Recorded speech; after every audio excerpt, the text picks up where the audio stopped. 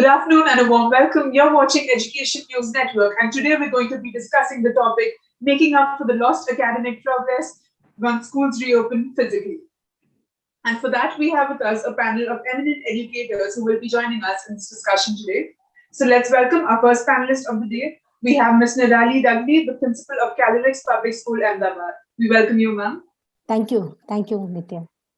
Our next panelist is Dr. Seema Negi, the Director Principal of Sanjeevani World School, Mumbai. Welcome, ma'am. Thank you so much. We then have Mrs. N. Vijayalakshmi, the Principal of Bhakta Vatsalam Vidyashram, Chennai. We welcome you, ma'am. Thank you so much. And lastly, we have Ms. Nafees Bhambi, the Headmistress of Sunshine World School, Ludhiana. Welcome, ma'am. Thank you so much, ma'am. So to discuss our topic of discussion, may I please invite Ms. Nirali to speak on the topic? Talking about when we reopen the schools and coming back to what we have lost, I feel that we have to start the basics or work on the basics, because we have always observed that the kids have missed out in the basics in the lost months.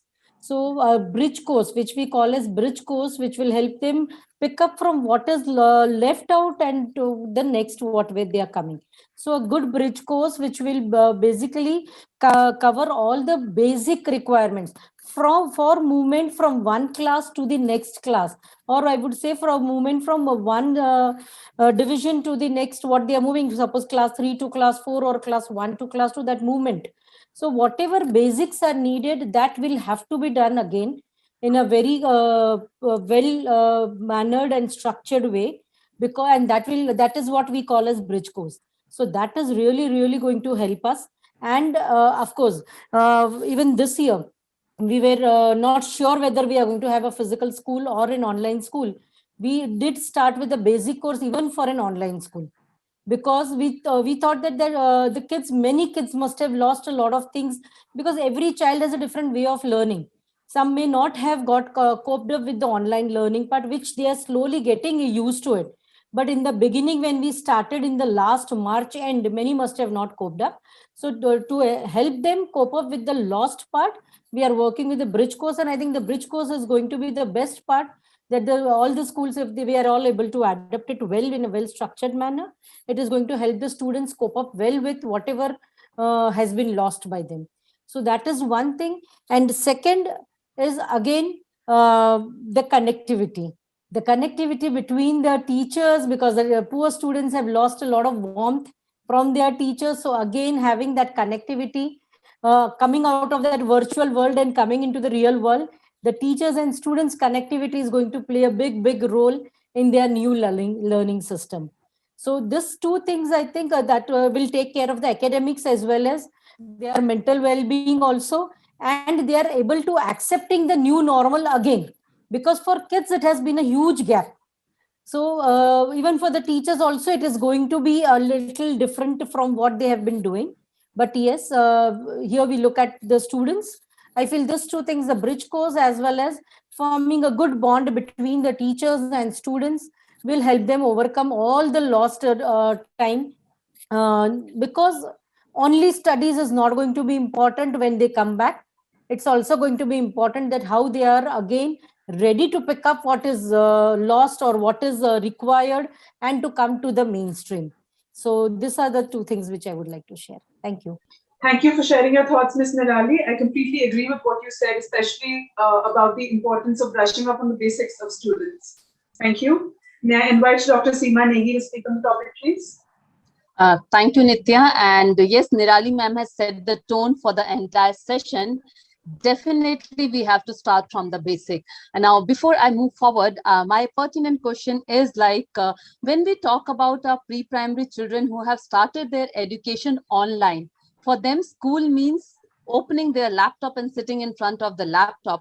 Now, how do we bring them back to school and tell them, okay, schools are the physical spaces also where academics takes place. So that is one area which I feel will be very challenging, because this generation, the digital natives, they have learned that schooling is equal to technology, and they have to sit in front of the mobile or their laptop and they have to study, whether it's the basic like ABC or whatever it is, but they have learned that way. How do we bring them back to schools and say, no, this is also the other way of learning, where teacher stands in front of you and all of you sit together and then you learn.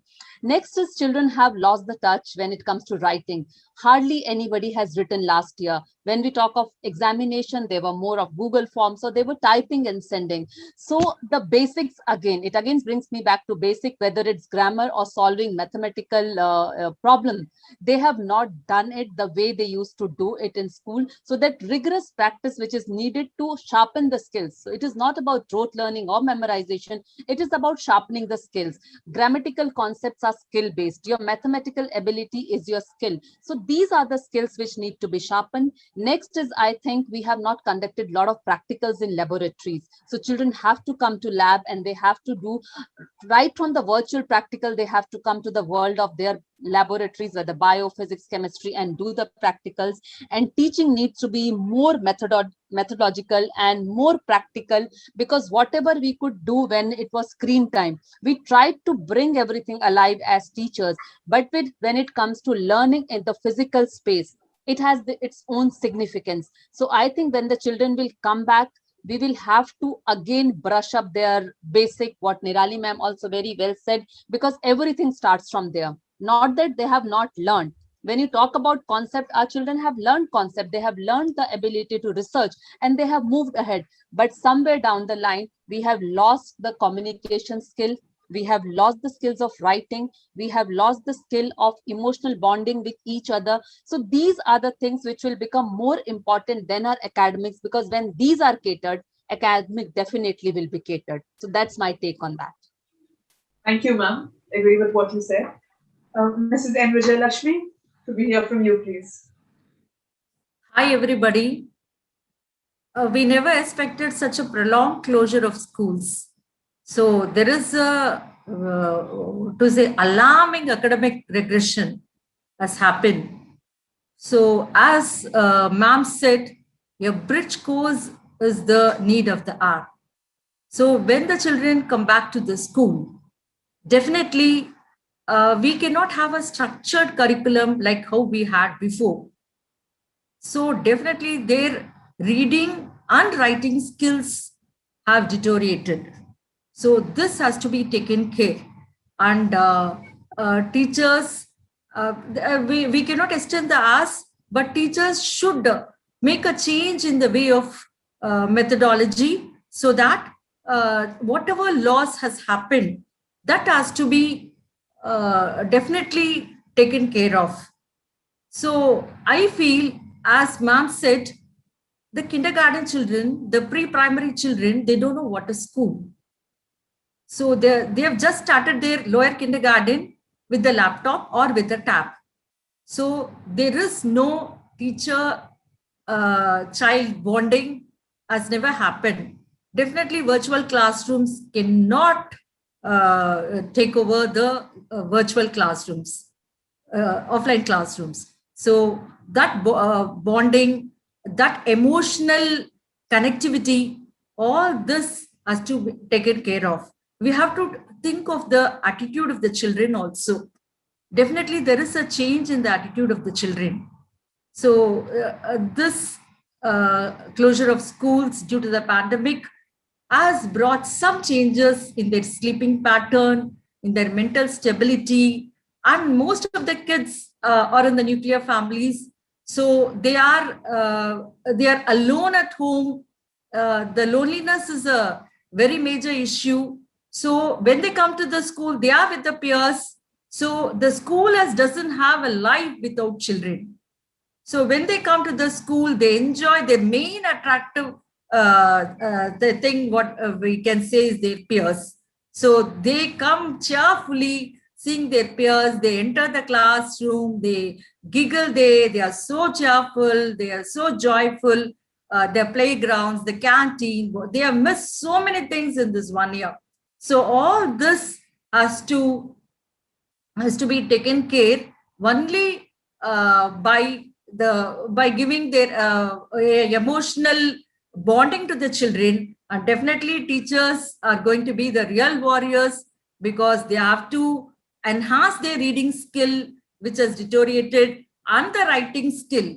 When we had offline classes for 2 months and we conducted examination, I saw the toppers of 12th standard and 10th standard were not able to complete the examination. When they were asked, why you didn't complete? Because they are sentence scorers. Why we're not able to complete means the Google form examination and less of descriptor has taken away their writing practice. So their writing skills have come down, and that has to be taken care now.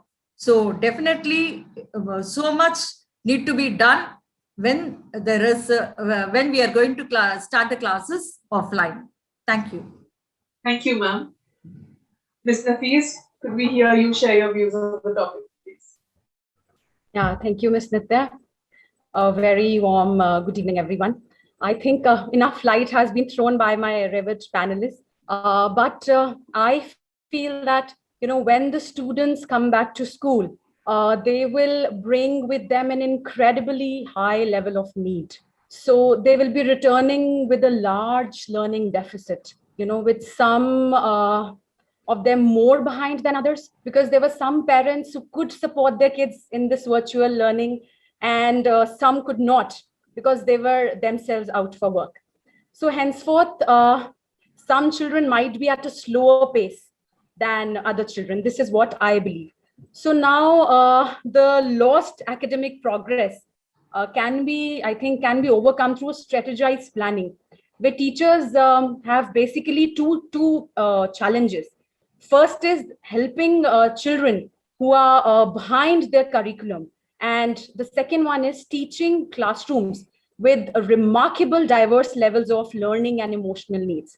So my take is that targeted instruction or differentiated instruction can be one effective method to cope with the academic loss. We assess the students when they come back to school. We have to group them by their abilities and design a curriculum to suit the students' level. And then teaching at the right level automatically, takes place.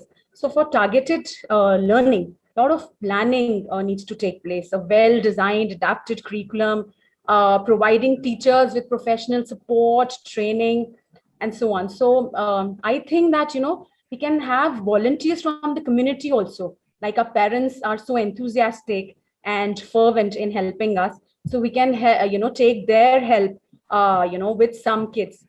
And one more challenge, which I think will come while we inculcate learning, is the emotional well-being. Because, sitting back at home, these kids have seen a huge turmoil. Some have had tragedies in their family and, whatnot. So I think first, we need to take care of the psychological needs of a child so that we make children happy learners, and then only, learning takes place.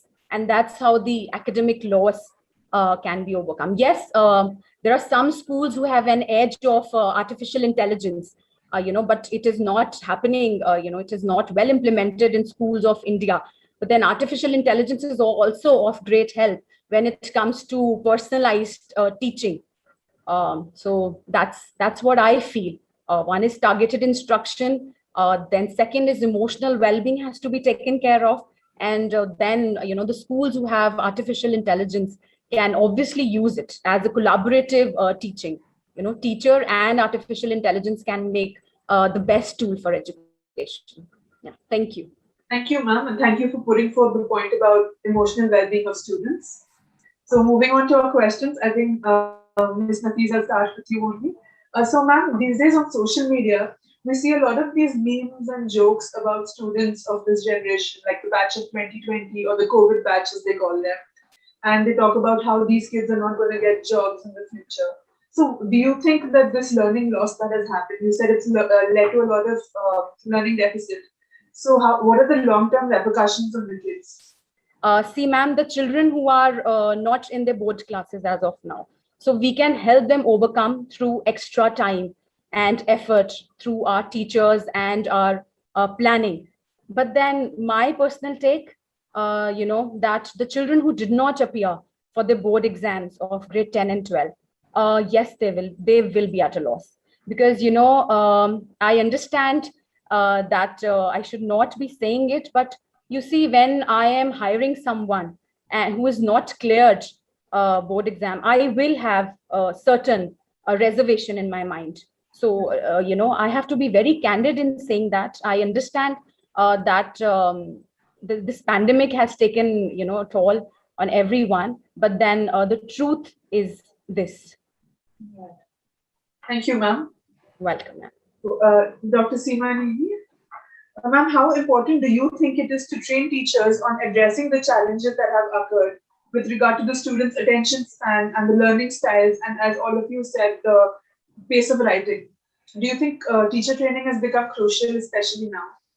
I think teacher training always was crucial, but during this pandemic, it has become more crucial because, as we all know, now homes are open to school and schools are open to home. So each and every teacher has become a brand also for school, because each and every teacher, when she comes on the screen, she's representing the entire school. So that is why she needs to be trained well, not about only her subject and how to teach, and also about digital etiquettes, and also about finding out the triggers about if she sees any kind of triggers in a child who needs emotional support, a child who needs psychological support. So a teacher needs to be a wholesome package now, okay, not just going and delivering the content, but identifying the surrounding where the child is sitting, identifying whether the child is looking happy or the child is looking gloomy. If the child is looking gloomy, maybe she has to give a call to child after school hours to find out, is there something that the child needs? Is the child needs a mentor, or is the child needs a counselor? So teacher's role has become multifaceted, and to make teacher multifaceted, we need to train them. We need to train them in each and every domains, just not academics, but beyond academics also. So I think the role of teacher and the role of teacher training has become much more crucial compared to what it used to happen in regular school.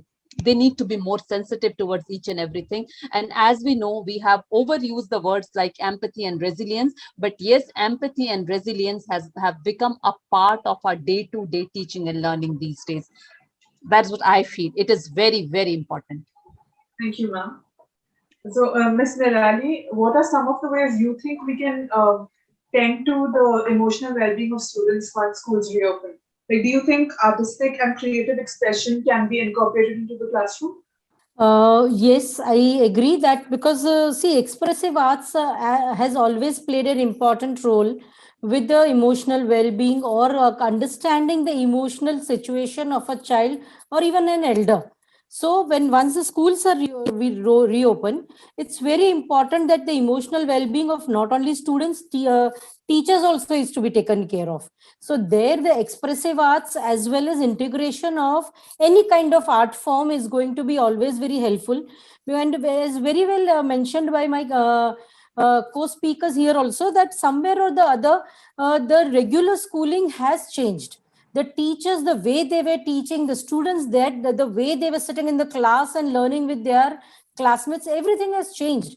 And the gap has been quite long enough for a child or for even an educator. So this kind of movement coming back to the mainstream, if it goes gradually and in the form of increased use of any kind of performing arts, expressive arts, it is going to help even enhance the learning capability of the child as well as their emotional well-being. And that will also help them pick up things even in a much better way, because their learning spans have decreased.